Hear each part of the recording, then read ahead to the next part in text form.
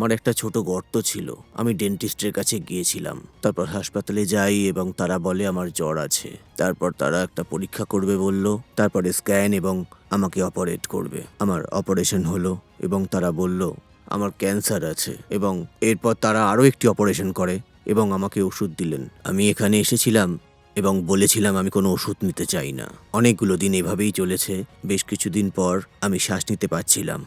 এখন আমি অনেকটা ভালো আছি, কথা বলতে পারছি, স্বাভাবিকভাবে খেতে পারছি। ডাক্তারবাবুর কাছে আমি কৃতজ্ঞ। আমি ভাবতে পারিনি আবার আমি এভাবে স্বাভাবিকভাবে কথা বলতে পারবো। আমি ভরসা করে এই জায়গায় এসেছিলাম, তখন ভাবতে পারিনি আমি এইভাবে স্বাভাবিক জীবনে আবার ফিরতে পারবো। অনেক ধন্যবাদ।